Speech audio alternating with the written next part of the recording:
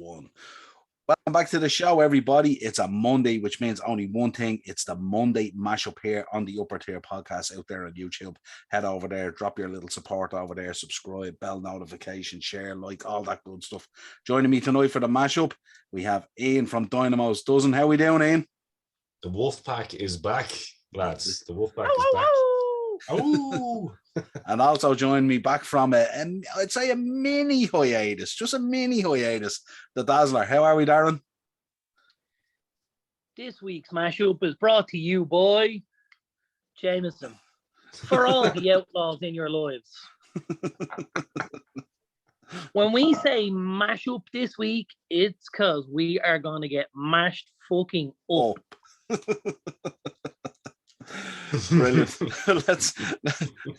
let's just say, if you want to contact the show, it's the Upper Tier Podcast at gmail.com. Audio. How do I get Samaritans? Does anyone know how I get Samaritans? Who do I ring? Pretty much you can use the same email because we look after people on all sorts of levels, so it's all good. Okay, cool. Mainly ourselves. Let's take a quick rundown through the weekend's results. Sparse enough the fixtures were, but we'll go down through them anyway. Friday night started off an absolute belter. Wolves 2, Leeds 3.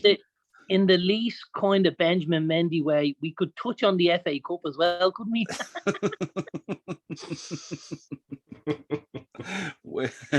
we could. Wolves 2, Leeds 3. Darren, great game, I have to say. Was that not the most mental game of football you've seen in a long time? Yeah, and you know something? From about 20 minutes out, I never felt like Leeds were going to lose. I only felt like Leeds were going to win. It had that Leedsy kind of feeling, didn't it? It was mental from start to finish. Like, it was like a game of basketball. It was like, we'll have a try at score and you guys have a try at score, and we'll just keep going and going and going. You were like, Jesus. Yeah. But I had everything like. Yeah, it was kind of fitting as well that Ayling got the winner as well, didn't he? Because he ran his absolute socks off all game, basically, So, and he hit the inside of the post earlier on. I don't know if you've seen the freeze frame on him. Did anyone see the freeze frame of his face as he took the first shot? Right, he remembered the little half volley. He took it with the inside or the outside of his right peg, and it struck the post, come back across in the whole shoot match. But as he did, like, he could see the ball coming to him. And like as a rifle, he started grinning, and he's like this, and he was watching it, and then he hits it with the outside of his peg, and he's like still watching it, and you're like, this cunt's enjoying every minute. It's like, it was brilliant. Yeah. And then the celebration was the worst effort at a Robbie Keane celebration ever, wasn't it? It was just a half a cartwheel, and he never even got up off his ass then to do the guns. Really, it was just. Yeah. It was actually an attempt at a Russian soldier, not of Robbie Keane. They're getting their arses handed to them at the minute, aren't they? Come on, the Ukraine, giddy up. Let's get into Saturday. Come on, America. Aston Villa 0, Arsenal 1. Big result for Arsenal in the top 4 race. Villa just didn't really show up on the day, and I know Stevie at the end of the game, he kind of sort of went in a little bit hard on the players in terms of they need to kind of give him a bit more and maybe try and stick to the plan that's laid out. But a massive win for Stevie and Frank should probably go take this 2 weeks to go on holiday together or something. Yeah. maybe if Frank is going on holiday, that's part of the problem. I have to tell you. We'll get the Frank in a minute. I seen a great video today. I sent it to you boys today. It was absolutely electric. Middlesbrough 0, Chelsea 2. Solid result there, Ian. Yeah, professional result. Yeah, absolutely. Especially under the circumstances. Amazing to see 600 fans out singing the home fans, which was always good to see. But yeah, no, professional performance. The boy Mount fucking really stepping up big time. I mean, could he have made it any easier for Lukaku to score? I don't know. But I think he made it Lukaku proof. Yes, he did. He found a way. To make it Lukaku proof. The boy Ziyech really stepping up as a clutch player in the last, and even the likes of Pulisic and all now starting to step up. So exciting times. And I think it's only right to have a little bit of a talk about Thiago Silva. My days, that lad is just, he's not made of normal stuff. Like, absolutely phenomenal baller. Doesn't matter what opposition he's playing against. Even like with Middlesbrough, when they want to kind of, you know, they were doing the press pretty well. I have to say Middlesbrough did play well. They play good ball. Their press is actually quite impressive. But Jesus Christ, Thiago Silva, he's just foolproof. I thought he was absolutely phenomenal. His work for that, the first goal, actually working it back with Azpilicueta just to create that space all game long. He just does. I think, Niall, we and you had a conversation. He finds it easy. He finds football easy. You know what I mean? Makes the Premier League look very easy. Yeah, it's just unbelievable that you're talking about a lad who's still easily in the top, top maybe 3, centre backs in the world, and he's 37 and doesn't look it. It's fucking absolutely great to see. So, yeah, great performance. Proud of the lads. I think they've really come through this. Just like their manager, they've come through this kind of period of uncertainty with the club and blah blah blah. We'll get onto that later. I think that the players have really stepped up and they should be commended. So, yeah, great result. Absolutely. Moving to Sunday, Leicester 2, Brentford 1. Not a match really where there's a lot on it. Brentford's kind of climbing out of that sort of relegation battle that they were kind of coming close to, but now sort of slipping back again. But I think both teams will be fine. Tottenham 3, West Ham 1. This was a big one, Darren, in the top 4 race as well. We mentioned it last week in some of the previews as well, that like West Ham coming back after Thursday football doesn't do them the world of good. They looked absolutely banjaxed on their feet there against Spurs. Out on their absolute feet, God bless them. And I know, David Moyes' sides tend to be all action and energy, and they give it an absolute go from start to finish. But they did look out on their feet, and I suppose that's one of the things we've seen over the years. When you get to a Europa League or you get to a Champions League and you haven't been involved in something before, you need to make a certain amount of additions to your squad to bump it up. But then adding in the maybe 4 or 5 signings you make, as we've seen with Leicester, can unbalance the side and the chemistry of the team. You know what I mean? Yeah. And it can really be a massive burden to carry playing Thursdays and Sundays type thing for a full season. I'd say West Ham, I don't think they'd be overly pushed on getting a Europa Conference or a Europa League spot again this year, because I just think it's an awful lot of pressure and stress on the players and on the likes of Moyes and stuff like that, unless you've got a super budget like some of the bigger clubs, Yeah. I think you're right as well. When you're bringing in players, you have to find that kind of balance and sweet spot, don't you? Absolutely. It's so hard though, isn't it? Like, because that's what I was saying there, and I fully agree. It's like, that's why you look at the top level clubs and why they wait so long to pull the trigger on certain signings, because it's not just a case of whether you fit in tactically, it's whether you fit in mentally, whether you fit in with the dressing room, whether you fit in with the culture of the club. It's so imperative now. It's almost as important, to top level football as finding that player that suits the particular position that you need. Couldn't agree more. Yeah, I think as well, we mentioned as well, Darren, the loss of Bowen is a big one, isn't it? He's been that talisman really in there, hasn't he? Huge. The boy's been outrageous for them this season, and I think he was probably due an England call up. I heard he was going to be put into the squad only for the injury kind of crept up like that. And I don't believe there's anyone that deserves it as much as he does, for what he's done this season in a West Ham jersey. He really has been, as you said, their talisman, and he was a guy. He was a guy that really, he's taken his chances. Bowen. He's been given opportunities, but when he's been given opportunities, he's gone out there week after week, and even if he didn't score or even he didn't make the assist or stuff like that, he was busy. He put himself out there. The work rate was there. Again, it's back to the United issue.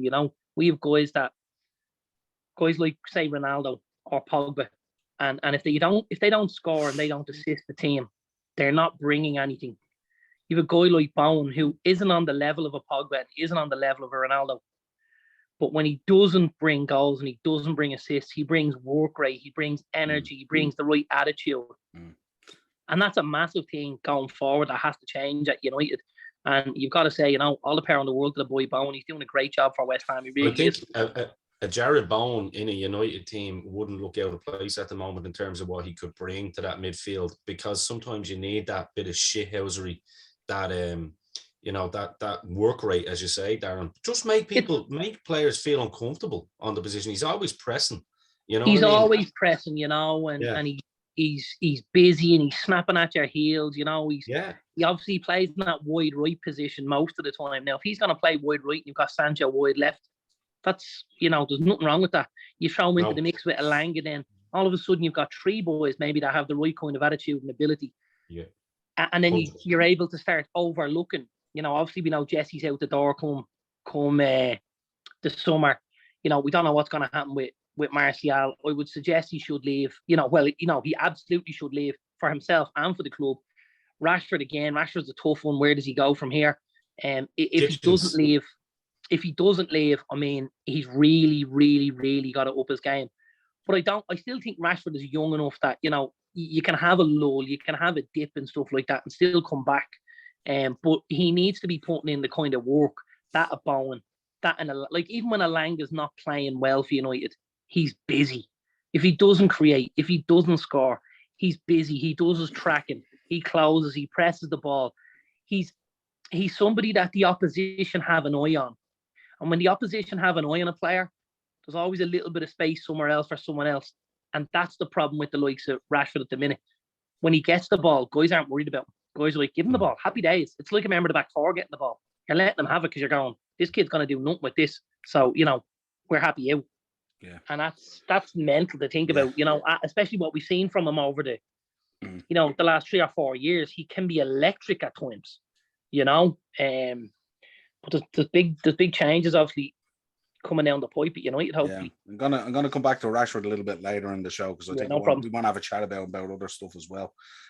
Palace 4, Everton 0. Everton with a total capitulation, really.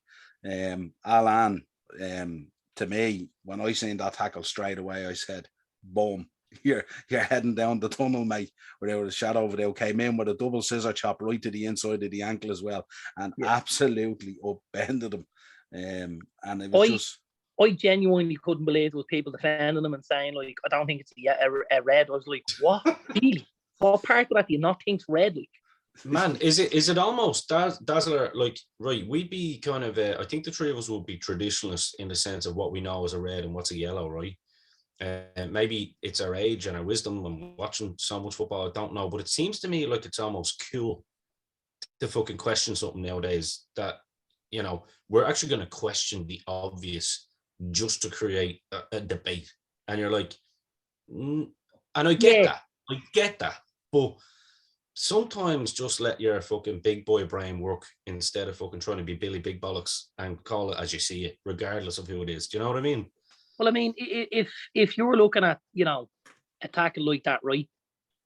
That's what we have VAR there for, if you're asking me. That's if that's missed in a game, I want the ref to be able to say, red or no reds, deal or no deal type thing. And it gets sorted and very quickly, a very good decision and the right decision is made. The problem is also because you have VAR, if the ref does go and give the reds, then people go, what about VAR? Is he going to ask? If the ref has seen it and he's happy with his decision, like I heard pundits even, talking about it today, and some of them are like, wasn't a red for me, and I'm just like, on what planet is that not a red? Yeah. Like that's, and they were comparing it and contrasting it to some other challenges over the weekend. And I'll throw the two in that they mentioned. So one was obviously Tyrone Mings on Bukayo Saka. Yeah. For me, it wasn't a red. Wasn't a red at all. By the time he first of all wins the ball, he does lunge, but he's low. He makes contact with the ball, and it's the follow through that clips Saka. But they're about a meter between them, right? So it's a genuine follow through as opposed to he's getting ball and man, and he knows he's nailing him, right? Yeah. And then the other one was Paul McGrath type challenge, basically. Yeah. The other one was Jean Moutinho in the Leeds game. Jean Moutinho should have absolutely seen red before Jimenez did for the tackle and the follow through and stuff like that at knee high with his studs facing out towards. Do you know what I mean? Like, and they didn't even look at it. well, or sorry, they looked at it, but again, and we spoke about this with Mark maybe 2 weeks ago, that the questioning of it needs to be changed. The question is all or nothing. Is this a red or not? So if he says it's not a red, the ref isn't allowed then go and give him a yellow. Yeah. So it needs to be changed to say, well, it's probably, it should probably be a caution. And that puts Moutinho then on the back foot because he knows I can't keep wading into tackles here. Yeah, absolutely. And a big result for Palace as well. We've already spoken about the job Vieira's doing. He's doing an excellent job there at the moment. Southampton 1, Man City 4. This is, I suppose, not unexpected. We kind of hope that maybe they'd be able to grind out something, but sometimes when Man City just up at a gear, they up at a gear, don't they? And it's just they look very fresh. Yeah, yeah, absolutely. They looked very fresh, with the addition of a few players, and everybody looked like they were like, Jesus, we're getting a game. Let's give this a fucking real bash, Yeah. And coming to the business end of the season, that's what you want from guys that are given an opportunity, And the Gabriel Jesus's and the Sterlings and, guys like that, they stepped up, and it's to be applauded rather than, anything else. Yeah, absolutely. And then we rounded out the weekend, then Forest 0, Liverpool 1. A tight game. Again, kind of workman-like we were really at times. I thought Forest were absolutely brilliant. I thought, especially the first few minutes, I thought we were decent. But then after that, I thought Forest got into the game and they got at us and they tried somewhat to play us the way they played Arsenal, where they kind of bullied them off the ball and stuff like that. And I think the problem with that is we probably just have a bit too much experience and a bit too much quality to be bullied off the ball. With the likes of Fabinho in there and Van Dijk and Konate and players like that, it just isn't going to work the same way as if they're going in bullying the likes of some of the Arsenal players who are kind of younger and less experienced, if you like. But we ran out winners. I want to just pick your brains on 3 of the Forest lineup. One I've obviously got a vested interest in, but 2 I don't. So first of all, James Garner, we impressed? Outstanding. He's been outstanding all season. He should be playing for United, not Forest. Well, he has, but I mean, don't forget, week to week, he tends to play against championship sides. So the thing that's going to be leveled at players when you play them in the championship is they're only doing it in the championship. So, we've seen him do it with Leicester. We've seen him do it with Arsenal. So it's just nice to hear, against one of the top, 2 clubs in the two clubs in world football at this stage, that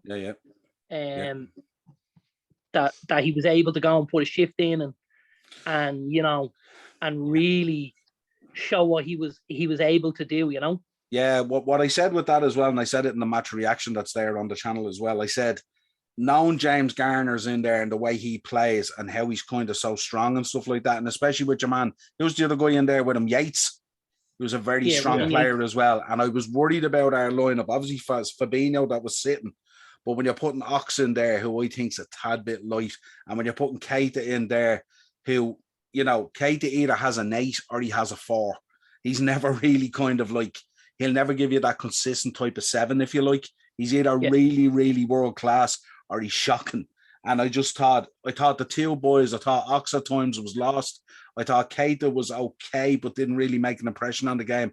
And I think it was only when we made those changes and we brought on the likes of Henderson and stuff like that, it kind of changed the dynamic of the midfield at that stage. But I thought Garner was brilliant. I thought Yates was brilliant. I thought the boy Spence at the back was brilliant. I thought Joe Worrell was unbelievable. So the boy Spence was my next one. Yeah.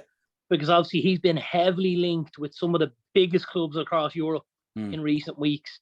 There's talks of Bayern Munich been sending scouts to have a look at this kid at the county ground because he's been absolutely phenomenal. Yeah. Like, this kid has an engine like nobody's business, and quality to boot. And he's got offensive quality and he's got defensive quality, and the last one, and you haven't mentioned him yet, but a guy I've spoken about a good bit, is the boy Brennan Johnson up front. Very good. Was very good yesterday. Yeah, very good. And funny enough, you haven't touched on Worrell yet, and he was man of the match. He was outstanding yesterday, Marshall, in that defence. Absolutely outstanding. I thought he would be. That Worrell guy is exactly what those Premier League sides need at the back. He's a proper leader, isn't he? Yeah. Yeah, I thought he was outstanding now. Yeah, so we'll move on, get into some of the hot topics. Nice of the Dazzler to put Liverpool in the company of the European and World Champions there as well. Just thought I'd throw that in there. Absolutely. He's he went off there. He probably hasn't got his there he is. Oh, I'm here. Yeah. No, you drifted off there. No, I was saying that hats off to Joe Worrell at the back. I thought he was outstanding, unbelievable marshal in his defence. And against it, not our best front line, but a very tricky front line with the likes of Firmino, Jota, and Harvey Elliott there. So yeah, just a quick heads up. Actually, I follow JT like on Twitter a lot, and he's been raving about Worrell a lot, and like that's high praise. You know what I mean? So when you have when you've defenders in the game like John Terry and all looking at you, in the championship and calling you out for things like that, you can only see good things for that kid in the future, can't you? Yeah, and I also want to say, I'll say it on this show as well, hats off to Forest yesterday in terms of the 97 seats and the Hillsborough stuff and things like that. And we even had fans coming onto the channel there commenting on the preview saying that one of the fans came on and he said, Niall, he says, I'd love if we had been able to change the game and play it up at Hillsborough and stuff like that and all. So absolutely outstanding from these fans. Great fan base, great club. They're a great fan base. They're a great club with an awful lot of history. Yeah, that's what I said to the boys. I said, history. I said, look, hopefully, fingers crossed, you make it into the playoffs, and hopefully, fingers crossed, you could win the playoffs and come up. But let's see what happens. I'd love to see Nottingham Forest back in the Premier League. Yeah. They're a club I've always had admiration for. Yeah. I mean, back to the days when fucking Van Hooijdonk went over to them from Celtic and all, just fucking like even their Premier League history in the early 90s and stuff like that, we can remember. Yeah, they were always an exciting team and just a football club that has to be admired and respected regardless of what side of the coin you're on, I think, from a personal level anyway. Yeah, let's get into these hot topics anyway. Let's start, lads. I wanted to start with Marcus Rashford. We can talk about his contract situation and what's coming out and all that kind of stuff, but I wanted to talk about this online abuse that he's suffering, and obviously the reaction he had leaving the ground the other day with the fans actually wasn't the reaction that was reported. It was a different reaction, but of course the press over there play on it and stuff like that and all. But I read an article there the other day that apparently he receives somewhere in the region of, or he has received somewhere in the region of 36,000 abusive posts on social media. And the nearest to him then, apparently, I think they were looking at, they compared it to Messi and Ronaldo. And Messi and Ronaldo received somewhere in the region. Now, imagine Messi at this stage. This is what they're looking at, with PSG and everything that's going on and the disappointment there and the booing and everything that's going on. Messi, I think, was next to him, I think, with 14,000. Now, one is too much. But just imagine the flood of abuse that Rashford is dealing with if he's tackling nearly 2.5 times the amount that Messi is getting. I have a question about where we, put the line when we talk about abusive messages, yeah? If I'm a fan and I'm paying my money to go and watch these guys week to week, and i.e. the lads outside the ground maybe, yeah? Because I actually know one of the guys who was involved in the incident outside of the ground. He's the guy you can hear shouting, after a performance like that, Marcus, yeah? So they called him over to try and get him to sign something. And he's not come across and done any of the signing or stood for any of the pictures. He's kind of kept his head down and stormed off towards the car, and the lads have kind of got on his back and said, Jesus, Marcus, after a performance like that and blah, blah, blah, blah. That's well within their rights, I have to say. The abuse that I'm talking about, when they looked at it, it wasn't an abuse in terms of critiquing his performance or critiquing the football on the pitch. This abuse that's coming through, this is either racial or towards his family or personal. This is not related to critiquing. This is what I'm saying. Obviously, if it's racial, there's no argument. There's absolutely no argument. If they're saying stuff about his family, again, there's no argument. Yeah. I would look at where we draw the line with him, though, or with any player, because let's not forget, these players are they're put on a pedestal. They're put up there on a mantle to be fired at. But when you're put in that position, you've got to remember, I'm going to take a bit of flack here. I'm in this position. I'm in this privileged position.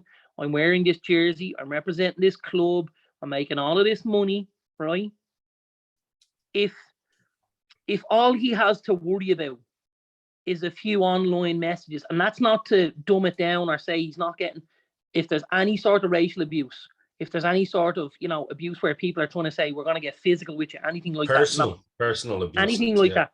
But if somebody wants to turn and say, hey, Marcus, you could deal with fucking up in your game there, kid. Remember what jersey you're wearing. I'm all right with that. But that's not what this was, Darren. This was that's why I'm saying to you, it's important to get context around what abusive is. Exactly. I'd like to chime in there because, in fairness, right, he's put himself in here as some sort of saint during the COVID thing with this whole meals for kids and all this kind of stuff. Like, listen, Twitter fact checkers aren't exactly fucking great, in my opinion. And I think what the media have done with Rashford is that they put him on this pedestal. You know what I mean? And he's happy to take it. The fact that he's MBE and all beside his name, he's happy to take the well, I don't think we can downplay the work that he's done. I mean, I know what we do is we will come on here as a football show and we will say you're a footballer first. Yeah, and then this second. And actually, that's what I was going to say, because I'll certainly say as a footballer he hasn't done his job or anywhere like it. 100%. Yeah. But you coming on and saying as on a football, but you coming onto a football show saying in terms of from a footballing point of view, he's let it down, he hasn't done his job. That's different. Where they're talking about, and obviously, Ian, I don't have the time to go through 36,000 posts, so I have to believe what's being said, that's being analysed. I'm not here. I'm not going to come on here to question that, but I'm just saying the gulf in that compared to say the likes of Messi or Ronaldo and stuff like that. It was like he must be just getting smashed at this on a daily basis in the thousands. But as Roy Keane said, take yourself out. Look, you're earning enough money, right? You take yourself out of it. Then get off Twitter. But it's very hard to do that now, Ian, insofar as because a lot of your social media stuff is also linked into some of these players' contracts now and stuff like that. So it's not that easy to just turn around and back out of it. Well, it might be linked into their advertising sponsorship contract, but not for United. And here's the other thing: we have to remember most players don't look after their own social media. So out of those 36,000 messages, how many do you reckon Rashford got eyes on? That's a fair point. You don't necessarily have to have eyes on it, but if you're like, I'm sure that whatever the media company is or the social media company that's looking after it, I'm sure they have to relay back to him, and I'm sure they screen grab and screenshot some of this stuff and show it to him and go, this is what we're dealing with here. You know what I mean? If they do, they should be fired on the fucking spot. Well, they shouldn't. I mean, you shouldn't. Why would you hide? Hang on. Why would you hide it? You're hiring. You're hiring these people to control your social media. You need them, you. So what's he supposed to do? Is he supposed to go through life thinking, no one's abusing me and all that, it's all good, and they cover it up? You hiring them to look after this thing, you're basically saying, I don't have the time, or I don't give enough fucks to do this myself, right? Which is fine. So I'm going to pay you guys to do this. Now, when I pay you to do something, I want the glossy part. I don't want to see what goes on behind the scenes, and I certainly don't want to know if someone wants to rip the head off me. Yeah, but it's not about what's going on behind the scenes. Darren, if there's an actual threat put out on social media, you have to be made aware of it. If someone turns around on Twitter and threatens his mother's life or his kid's life or his brother's life or whatever it is. But that's my point. If the threat is credible, as opposed to it being from Barry down the road who's had 6 points and feels like he's fucking He-Man. But how do you judge it? It's not that easy to judge it, Darren, unless it gets looked at. With all the money that's being paid, the social media company should absolutely be able to fucking judge, because they should be able to do enough digging to find out who Barry from down the road is, where he had his fucking 6 points. Well, clearly, clearly they're being made aware of what's on their social media because the reports are coming out that this is the level of abuse, and they've spoke about it themselves, even personally, the level of abuse that they've been taken. So, can I make a quick point on this, just purely right? So, I'm going to ask one question only, because I am from the Roy Keane school of thought on all of this. Does that mean that these players are now bigger snowflakes than they were back in the day? Because I'm telling you, footballers back in the 90s, And unfortunately, black players were getting real abuse in real time and hearing it and getting death threats in the mail, like to their fucking house. These lads get a tweet and, you know, you're coming out crying because someone shouted at you in a stand. Now, It doesn't make the abuse any less than if someone said it in a stand or someone posted on a tweet to your page. No, but it doesn't hang on make a it minute. any less. What Darren said earlier is 100% correct, right? There's context that Darren's at the putting on it about what the fans said to him. There was no racial abuse there. There was people calling him over, and he's willing to act Billy Big Bollos and give them the finger, which is what he said he done. And he goes, "Oh, he actually came out and clarified and said that he didn't. Now I don't know whether he did or not. I wasn't there, but he came out and he said that he did. Yeah, well, I seen the video as well, but I'm just saying what was said. Yeah. So he's also lying. Well, here's the other thing: if you've got any sort of fucking character at all, now don't forget this is St. Marcus who fed all the kids. If you've any sort of character and you've just been dumped out of the fucking Champions League, and people have paid their money, people have brought their kids from all over the fucking world to see this game, and they're standing outside Old Trafford at 10:30 on a freezing cold night in Manchester, and you're coming out on 200 grand a week with your nice little Gucci trainers and your fucking Ferrari sitting in the car park, the fucking least you can do is walk over and sign an autograph and stand for a picture for them fucking kids. And if you can't and if you haven't, you should fuck off and not wear the jersey anyway. Well, that goes on nicely onto my next point. My next point was obviously with the World Cup year coming up, and the World Cup's going to be in November. Where does that leave Marcus Rashford in terms of getting back into the team and playing, or does he have to in the summer make a move? What's your feeling on it, Darren? I feel he needs to get his head out of his hole either way, because he looks like a guy who has two options. He has option A and he has option B. At the minute, Marcus is doing option C, which is neither. He's not playing for the club. He's not playing for the jersey. He's not putting himself out there, right? He's also not going out and saying, I want to go to Barcelona. I want to go to Real Madrid. I want to go to PSG. So he's not doing anything. He's not made it clear he's not going to sign a deal. His deal has still got plenty of time on it. There's an awful lot here that's very kind of muddied in the waters. If Rashford thinks he's not going to get into the England squad, you know what he should do? Fucking work harder, train harder, eat better, run further, sleep more, and forget about taking pictures with fucking Serge Gnabry or fucking Brandon Williams at the boxing the other night. Get out and fucking put a shift in. You know, we didn't week after week.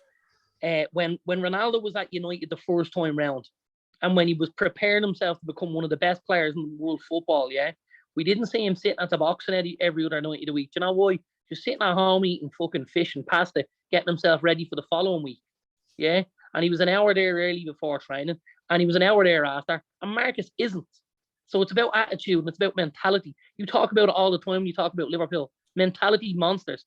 Marcus Rashford's mentality right now is up his own hole, and he needs to get his fucking head out of there with it. Okay, just wanted to get I agree with everything Darren said. And just, sorry, because I actually leveled some abuse at Marcus Rashford myself when I was in the stadium. Yeah? So I need to know where, did I hurt his feelings when I said this? Yeah? So I didn't racially abuse him. I didn't physically abuse him. What I did say was, Marcus, your delivery's that fucking poor. You couldn't deliver Chinese to them kids. They'll fucking starve. He probably didn't hear you with the noise off the Atletico fans anyway, so I sit in the second row behind the goal. He fucking heard me. He heard me. You fucking know he heard me. And you probably knowing you the way knowing you the way we know you, Dazzler, we don't doubt that at all. Didn't have the desired effect anyway. So and give us a quick update on Chelsea, where it's at the moment. I know you're close to it on a daily basis at this stage. Yeah, so obviously we know Friday was the deadline. I think in total there was something like 200 bids put in. I think the minimum, there was a lot of chancer bids in there as well. I wouldn't be surprised if McGregor got Dana White to probably throw in a cheeky 1.9 or something like that, thinking because of the name they get somewhere. But no, there was some serious bids, and you're probably hearing today as well. As we speak, we're recording this on the Monday, hence why it's the Monday mashup. As we speak, 10:10 in the PM, Rain Bank, who we all know, Dazzlers probably knows about this as well. That's the New York bank that have obviously been allocated the the main bank that will decide what bids are preferential based on Romans. So just to clarify this, there's been a lot of talk about this. It's not the UK government that decides this. It's based on what Abramovich laid out, and obviously his team laid out what they want from the club. So they had to have an actual plan. So this isn't a case of the highest bidder wins kind of deal. Because the Saudi media group, I think, put in the biggest bid. They, as far as I know now, are going to be out because obviously with the whole situation and people kind of questioning Man City and Newcastle in particular, they don't want to bring a kind of a shitstorm down. Nick Candy, as you know, he's been kind of outspoken. He's one of the Tories, or one of the MPs anyway, over in the UK. He's been very vocal about because he's a Chelsea fan, and he's also married to Holly Valance, if anyone remembers her. Absolutely. He's been still have best dreams about her. Yeah. Tonight you're going to get my kiss apparently. So that's why he's getting on a nightly.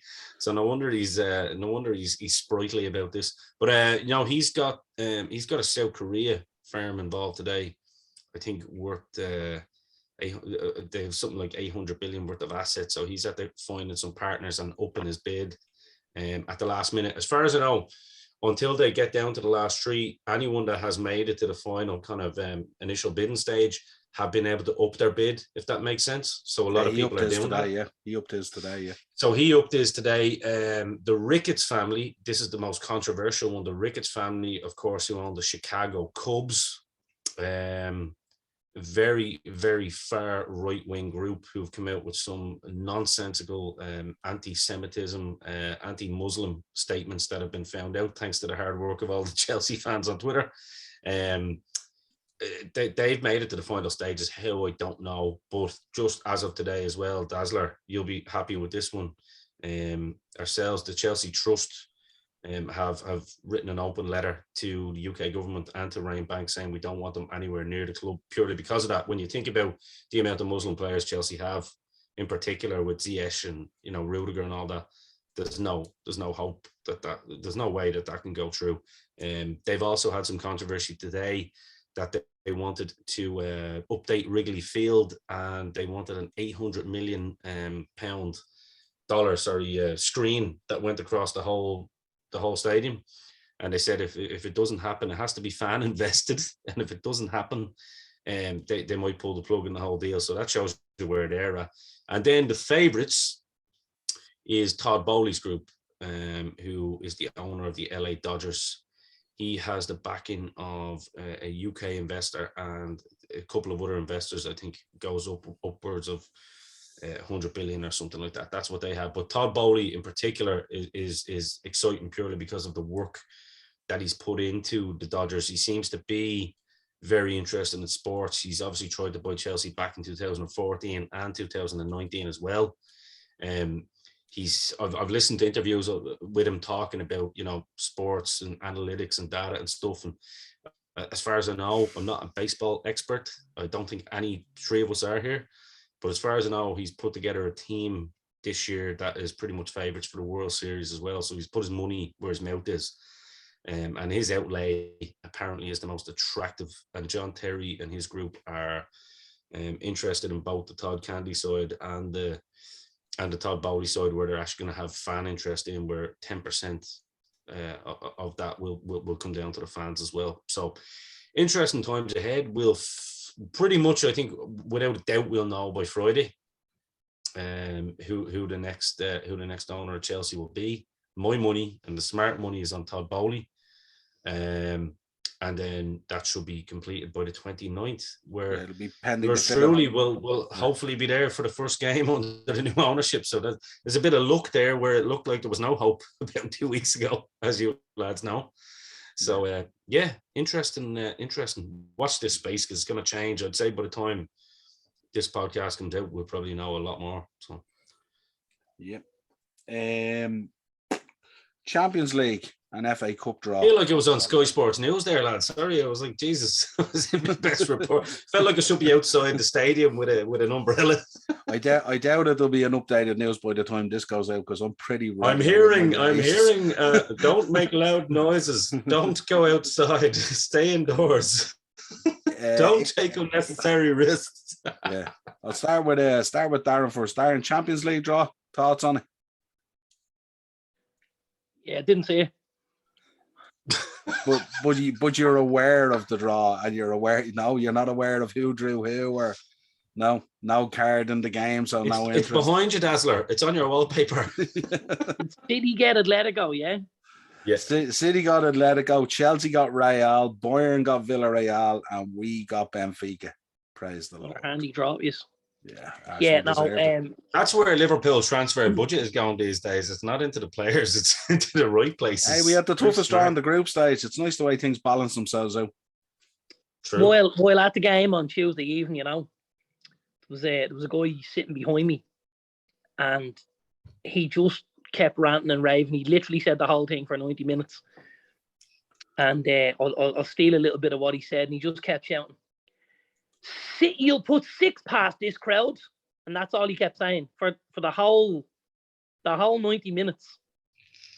And it got to the point where I just kind of had enough of him, and I was like, and I just turned around and I said, yeah, but City are a good football team, and we're fucking shite. And he just looked at me and he went, fair cop. And just, that was it, But yeah, I don't think City will have any trouble with Atletico at all, I have to say. I really don't. If you look at the amount of possession we had over 2 games, I know the first half in Atletico we struggled a little bit, but I mean, for the next 3 halves we were extremely dominant, but didn't create anything. Now that's down to us and our players, and the movement and the side and stuff like that. If Atletico give Man City 3 halves of possession, they're going to get absolutely monster ball here. Do you think they might change their game a little bit though? Because in fairness, Atletico can be tricky, as we saw last year with Liverpool as well. Like they can struggle at times. But we've also seen from Man City this season as well, when they play against teams that kind of dig in, they don't necessarily perform the way they should. We've seen it against Palace, Southampton. Even if you look at the game against Brentford, the game against Newcastle. I think that's maybe where you're missing the goal scorer, which we said at the beginning of the season. They may struggle, for an absolute goal scorer. But I think most of the time they do enough to chip in with goals from here, there, and everywhere. And the Atletico, I don't think Atletico will trouble them at all, I have to say. I see it being relatively comfortable over 2 legs for City. Now, relatively comfortable could be what? 4-2, something like that. That would you call that comfortable?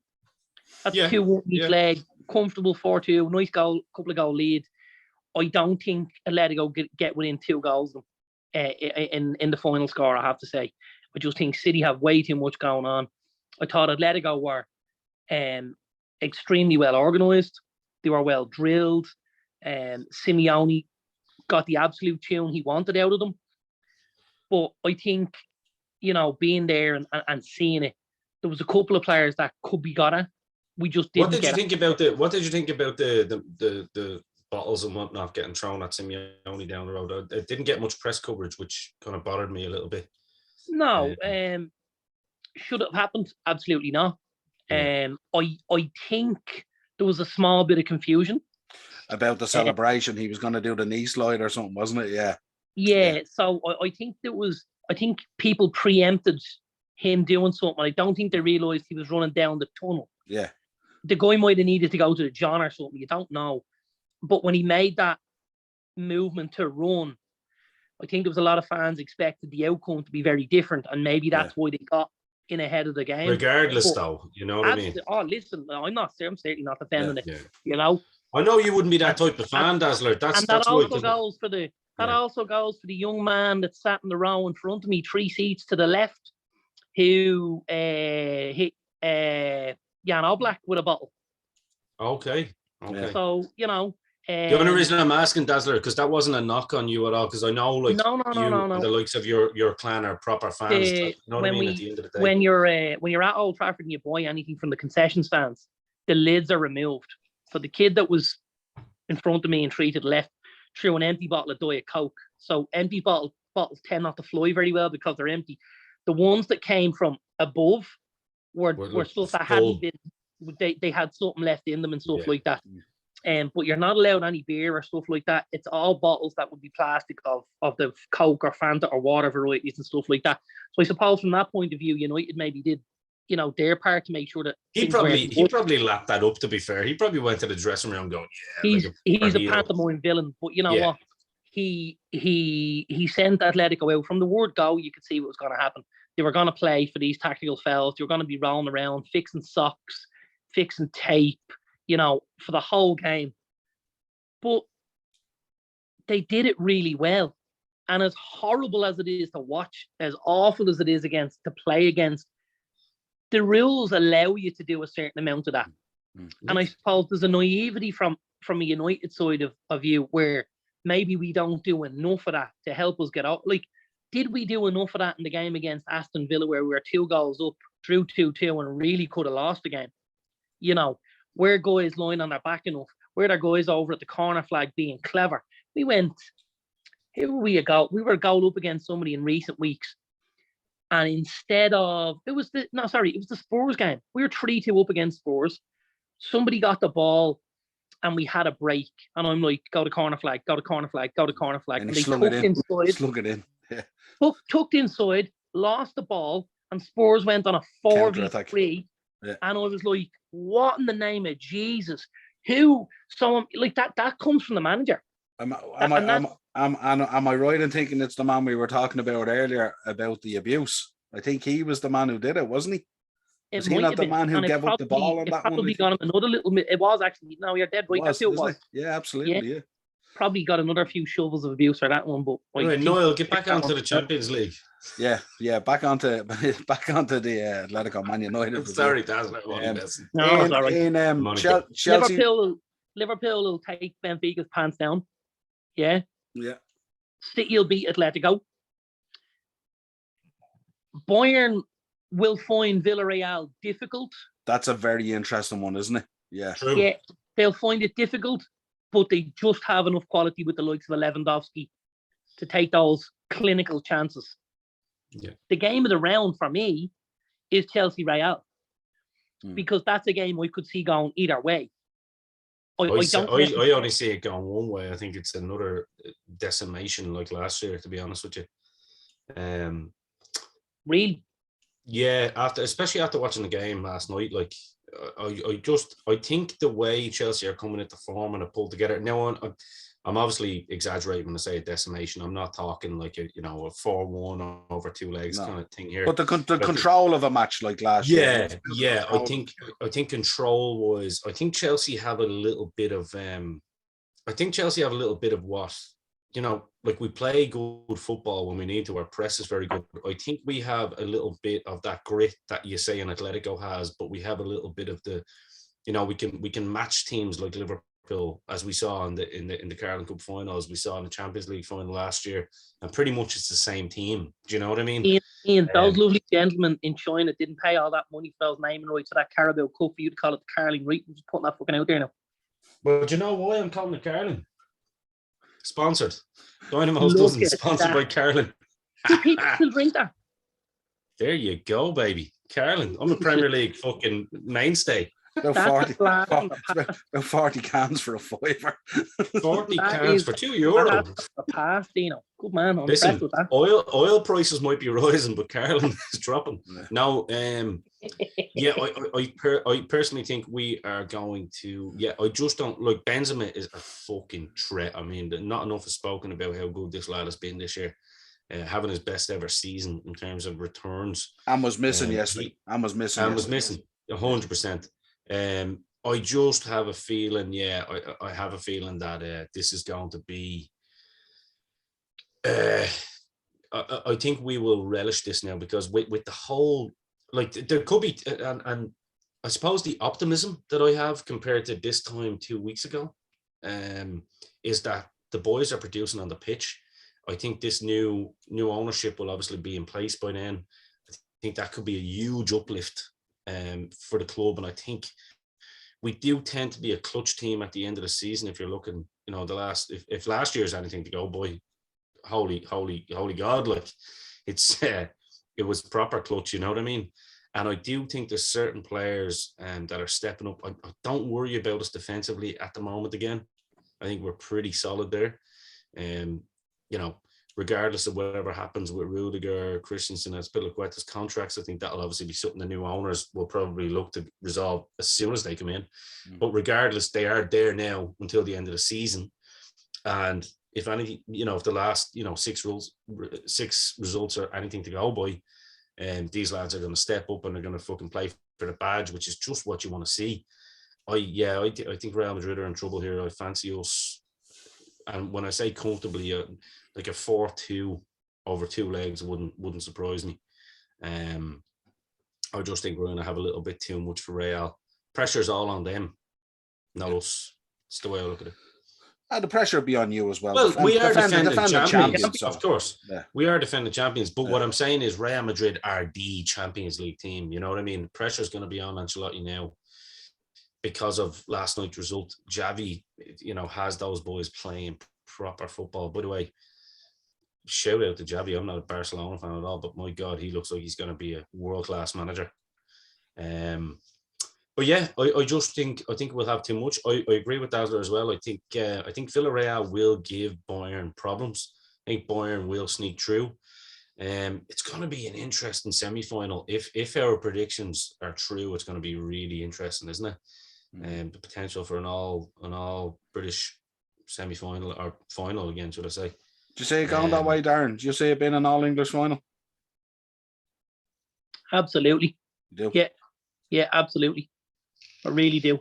I spoke to you obviously before the draw, and my mind was, depending on how the draw went, I wouldn't be shocked to see City and Liverpool in the final. I wouldn't, you know. I wouldn't be shocked to see Chelsea and Liverpool in the final either, though. I know. Well, if you knock City out, that will be a shock, Ian. Well, listen, beat them last year, both in the semi-final of the FA Cup. That doesn't mean it wouldn't be a shock. Like, what are they, 15 points clear in the league?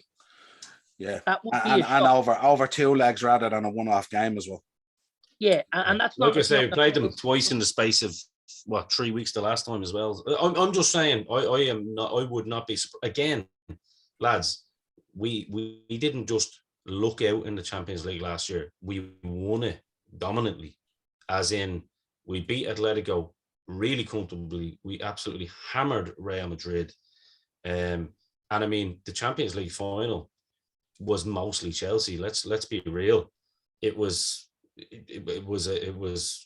I know it was only 1-0 in the end, but I mean we did not get dominated in terms of possession. Yeah, you expect that with Pep, but even looking at this year's games, I'm telling you here now, this Chelsea team isn't pushovers, and like I say, they are a clutch team near the end of the season. So make no mistake about it, it's still a really strong squad. Bad start to the season, absolutely. Cost us points, hence why we're behind. But we are not far. When you look at that Liverpool Chelsea game, the Carabao Cup final, like, you telling me we were dominated by Liverpool? Not even nearly. In fact, quite the opposite. So. Yeah, I think looking at the Champions League at the moment, I think with the exception, I suppose, of United going out and the exception of Juventus going out, it's as strong as a final 8 as you would expect if you substituted out maybe Villarreal and Benfica for Juventus and United. And Darren, it would have been amazing if you had to come through that Atletico game. You would have had like a Manchester derby in the quarterfinals of the Champions League. Would 2 leg, that would have been unbelievable. Like, now I know you mightn't have been looking forward to it in the current climate, but again, you know what? I'd have so little in a 2-legged Manchester derby. It's fucking scary. It's still nice to be. Would have been nice. That would have been the type. It would have been interesting that's the way the draw. That would have been That would have been the type of 2-legged toy that you probably wouldn't have been surprised if United managed to pull something out of the fucking bag just over the 2-leg. Do you know what I mean? Because again, it's kind of like what we're talking about with Chelsea here. No. They're capable of that. There's a realism that has settled into Darren over the last few months. I'm trying to tickle his balls there. Sorry, Darren. I watch Man United week to week. If United beat City over fucking 2 legs, I chop me lad off, stick it into a hot dog bun, and put fucking mustard on top of it, and I'd swallow a whole, because there's not a fucking snowball chance in hell. That's Absolutely. With Marcus feeding all them kids, not able to turn a fucking right back inside out. Give me a break, lads, will you? Fucking hell. I'm only Dazzler. I'm only trying to love you. I'm sorry. I'm only trying to love you. Quick touch on the FA Cup draw, Ian. Nice draw for Chelsea, although I'm sure Palace will give you a decent game. Oh, definitely. No Conor Gallagher though, so happy with that. It's a shocking rule, isn't it? It's a great fucking rule. It's one we invented. Is it not only in the league though? No, it's all. It can't be played against it. Chelsea done that since the. Do you remember the first loan? Actually, here's a little bit of trivia for you, lads. Yeah, the first loan where that rule was implemented, well, on a grand stage like that, was when Mikel Forsell went on loan to Birmingham City from Chelsea when Abramovich first took over, and he wasn't allowed to play against Mikel Forskin, huh? Mikel Forsell, very.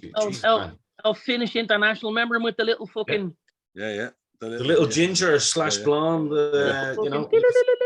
The cockatoo. He scored some belters as well back in the day, I have to say. No Tor Andre Flo. Oh, definitely not. 6'6" of Norwegian skinniness, but fucking awesome.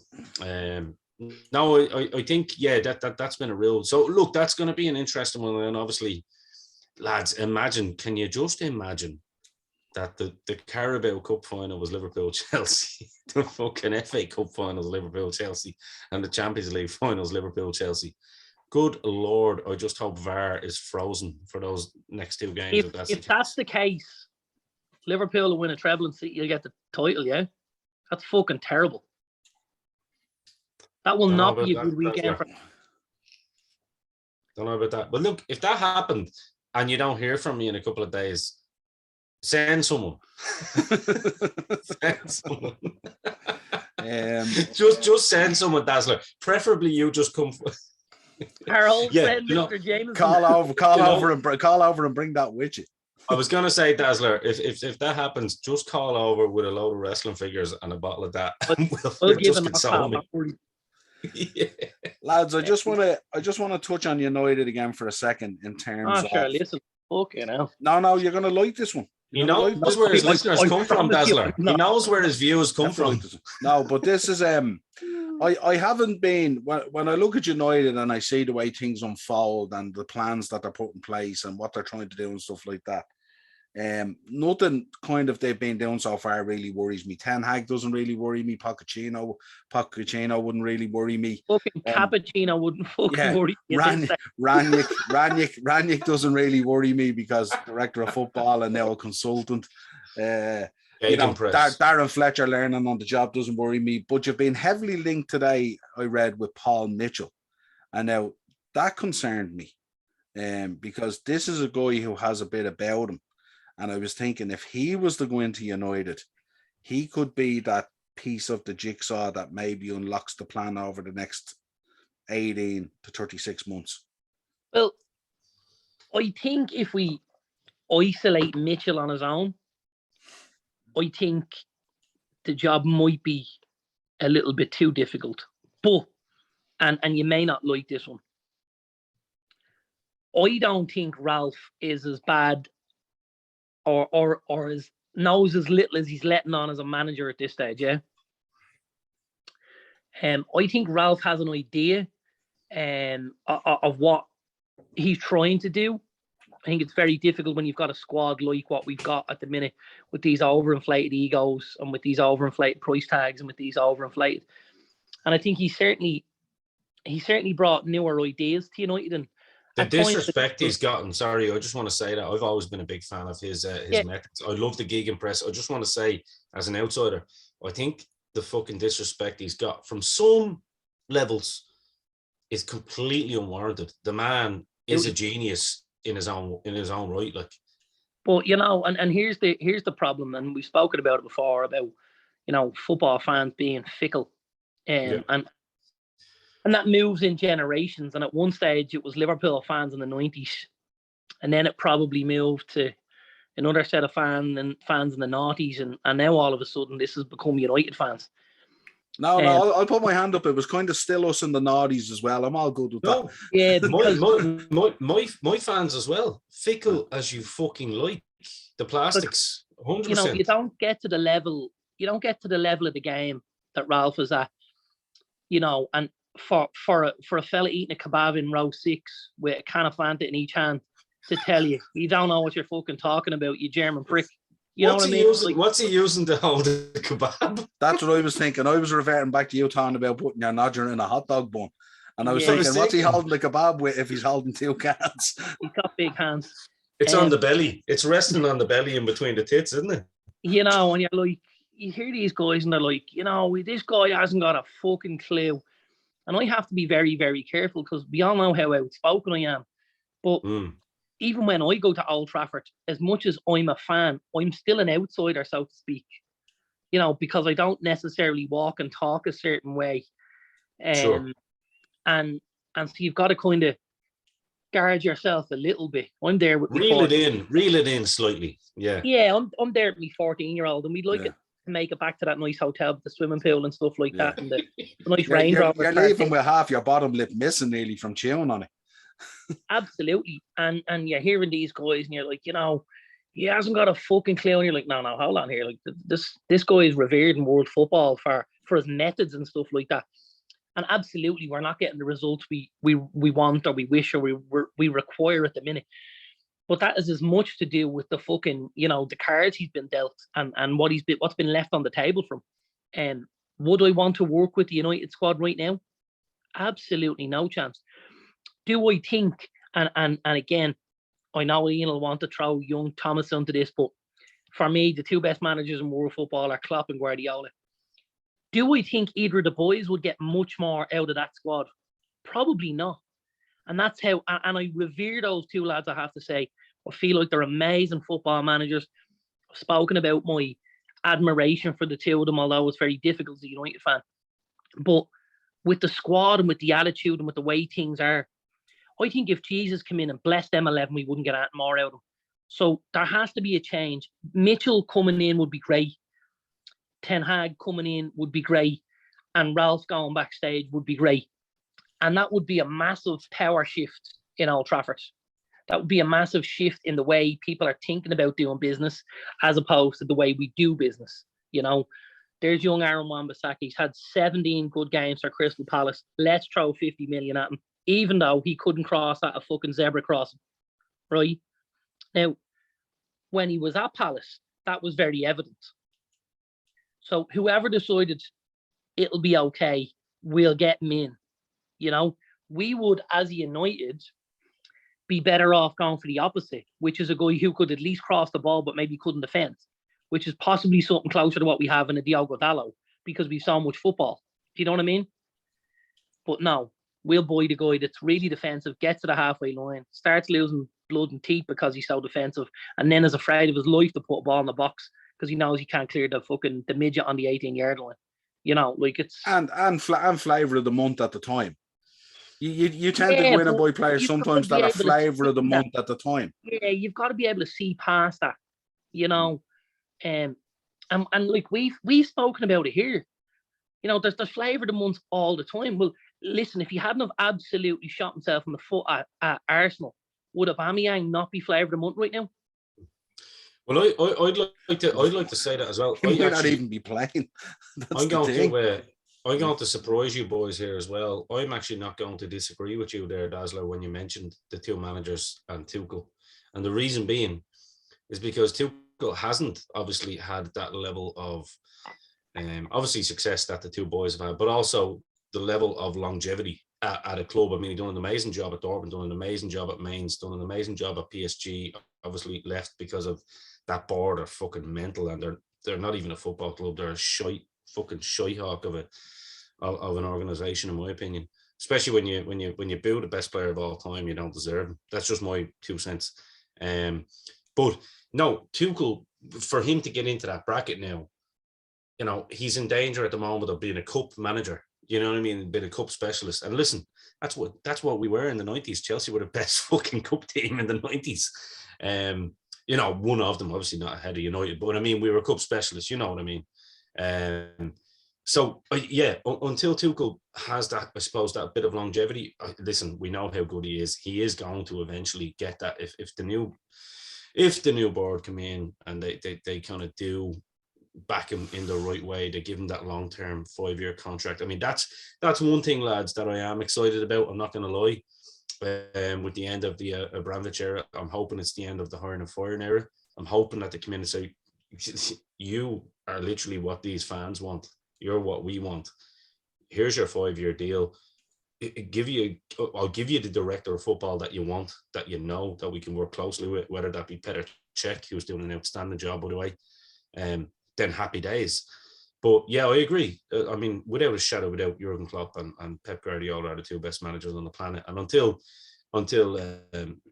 Sir Thomas, and I'll call him that, wins a league and stuff like that, and we have that kind of air of dominance where we are the three, competing with you guys and not 15 points behind, then the jury's still out. But without a shadow of a doubt, fantastic manager. But yeah, Darren, the two boys are without a doubt the best managers in the Premier League. And it just goes to show you, doesn't it? Especially in Klopp's case, back the manager, let him buy the players that he wants. Don't give him option B. Wait until his option A is available and run with it. And proof is in the pudding. Yep. Let's finish it. Pudding. Yeah, absolutely. Only white pudding though. Let's finish out the show, Darren, quickly with the top 4 race. Is it really down to Spurs and Arsenal at this stage? Yeah. I have to say, I think this is Arsenal's to lose. I really do. I think Arsenal have been in phenomenal form. I think, the way they've been able to go through the games and maybe not perform at their maximum but get results is something we haven't seen from Arsenal in the last number of years under various different managers. Arsenal used to show up week to week under Arsene Wenger, beat teams 2-0, 3-0, 4-0. The football was amazing. They were a great team. But then it started to stall, and then you started seeing them struggle to beat, average teams, and things weren't moving the way they should have been moving. And obviously then you bring a couple of new managers in and things don't work and whatever. But Arteta looks like he's absolutely got this back on track. He really, really does. All the credit to him. We spoke about there being a nucleus of a really good squad there at Arsenal. I know the team they set out last weekend was the youngest in the Premier League this year. Yeah. So I mean that for me. I heard that today and I went, well, really? And I thought, Jesus, that could be tricky for us then. If they're a team that are full of all these young, exuberant footballers who are playing the game the right way and being allowed to express themselves and stuff like that, and they're only going to get better. They are only going to get better. We look at the boy Ramsdale. I'm a massive fan of the boy Kieran Tierney. The lad Ben White has done extremely well for them. We all scoffed at 50 million. We all scoffed at 50 million. The kid has been excellent for Arsenal this season. Excellent, really, really has. I think, if you look at Arsenal, come the summer, if they make 2 or 3 really, really good moves, I think they could solidify that top 4. And make it even more difficult for United or Spurs to get involved in that race if they make 2 or 3 really good signings. They need a goal scorer. Yeah. Someone needs to borrow one of those cannons from the Russians and get Granit Xhaka in it and fire him out of bleeding the Emirates. Because he's an absolute chump. Liability. A liability.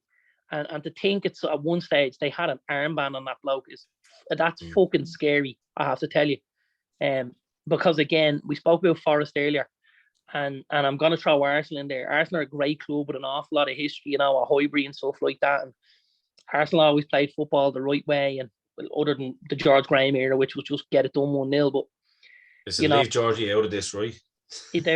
Arsenal have always been a really, really big club and stuff like that. And to see someone like Granit Xhaka with the armband on, I don't know how Arsenal fans feel about it, but for me, it doesn't sit well with me.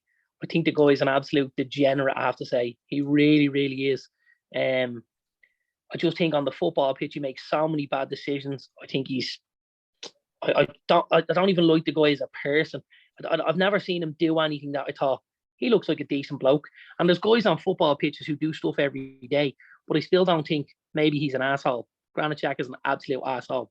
He does nothing for me. So Nina centre midfielder going alongside our boy Thomas Partey, who was starting to show the green shoots of somewhere on the way in the last few weeks.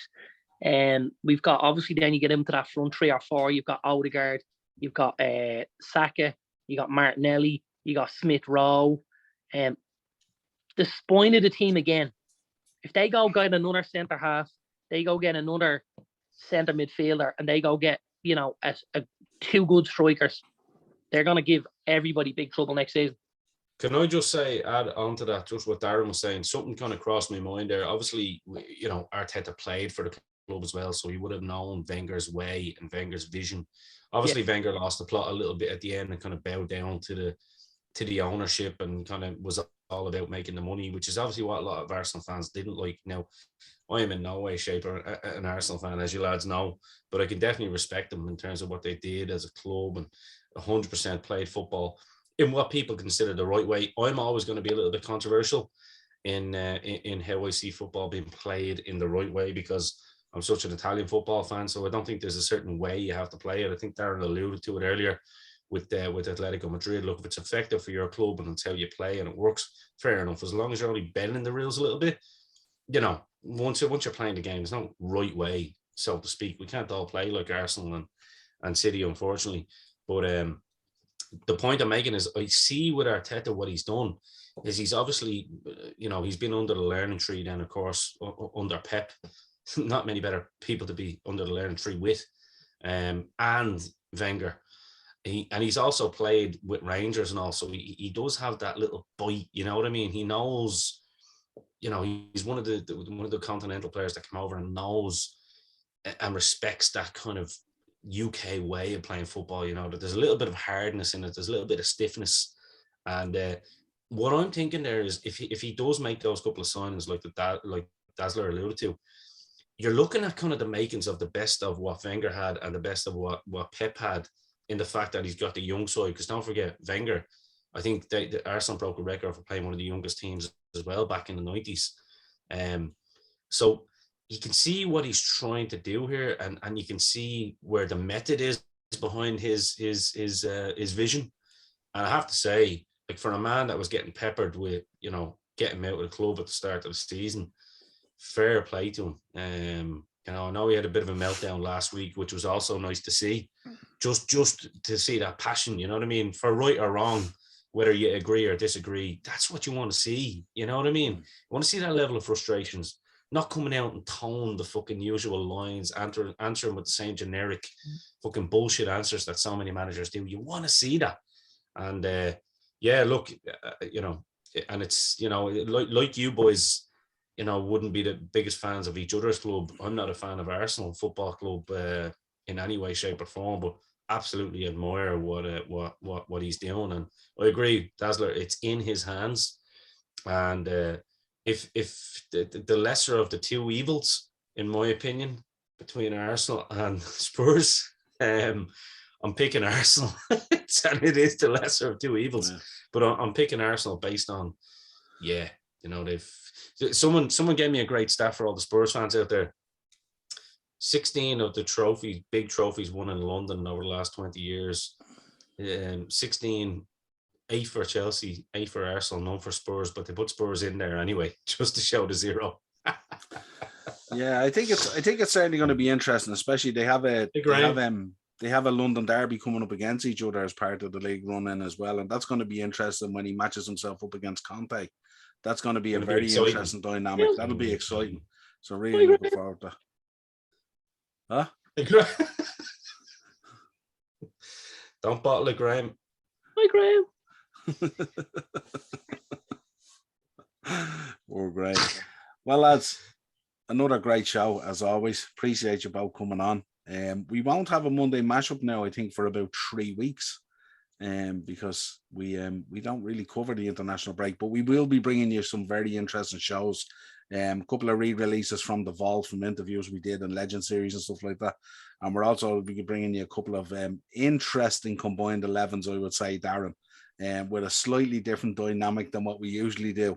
These ones are going to take a bit of thinking and a bit of thought, because we've extracted the obvious out of the parameters, I would say. Would you agree? I'm gonna do me homework on this one, Niall. Because you know the way I'm always the kid that does their homework on the bus on the way to school. Yeah. I'm gonna do a bit of homework here. You're gonna do it at home. Gonna do it sitting in front of the TV on the couch, you know, like every good kid after their dinner. Because that they should be good shows, because there's a nice little bit of variety in there for everybody, you know. Yeah, we'll let them know what we're going to do. What we're going to do is we're going to do a Premier League combined 11 for this season, excluding the top 6. So we're gonna give those other players below the top 6 their flowers for their performances this season. And although we may not deserve it, we are including United in that top 6 with City and Liverpool and the 3 London clubs, Chelsea, Arsenal, and Spurs. Yeah, and then we're going to do a Champions League combined 11, excluding. We said, I think we'll be excluding the Premier League teams. We'll exclude the Premier League 4 after the group stages. Yeah. Interesting. So I wouldn't mind jumping in for that, actually, if that was all right. Absolutely. If you want to put your 2 11s together plus your bench, and I suppose we'd have to pick a manager as well, Darren, wouldn't we? So, but I think if anyone is tuned into the show, they'll be fairly, they'll pretty much know. They'll whittle our managers down to what, maybe 1 of 3, I would imagine. No, in terms of the Premier League. Oh, in terms of the Premier League? Yeah.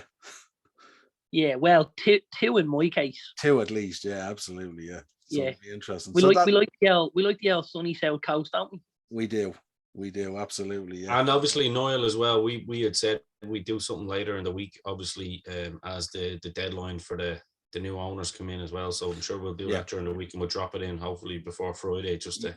Yeah, once we get an update on what way the ownership is heading, then what we'll do is we're going to do a deep dive into those owners and the history of what they've done in sports and stuff like that, and how it could impact and transcend through football and stuff like that. Exactly. Absolutely, yeah. So because this is pivotal. I want to say this as Chelsea fans. I am Dazzler. In fairness, gave me the biggest compliment the other week. Also, we banter each other as much as we banter each other on this show, lads. We banter each other in life every day. Way harder than this show. Harder than this show. There's a lot of people at home, Ian, wouldn't be able for our WhatsApp group. Let's be honest. No. It's not for the faint-hearted. It's not. Like, your skin literally isn't this nice shiny skin. You just have to moisturize it because it's so much leather that builds up. I suppose to put it out there, we start out with a number in our group at the start of the season, and we rarely finish with that same number.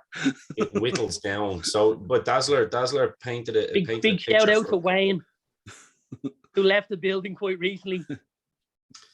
But the point I was going to make there before we go was obviously I'm of the same opinion on this one. It'd be easy for me to go, let's get that Saudi money in there. Let's get that Saudi money.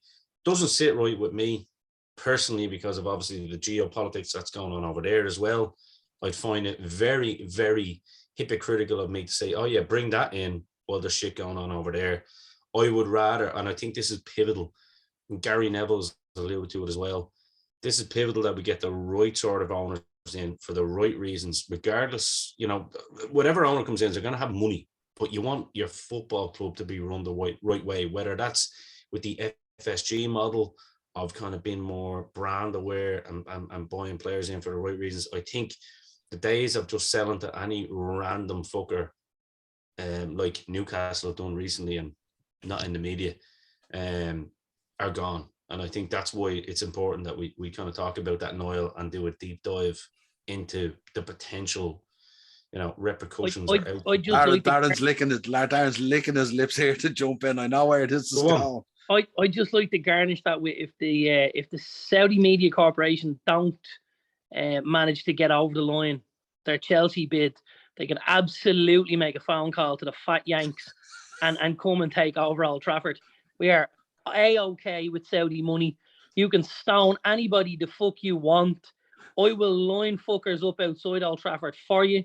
If you're going to bring that Premier League trophy back to our stadium, I will literally give you the keys to my mother-in-law's bedroom, and you can do as you please.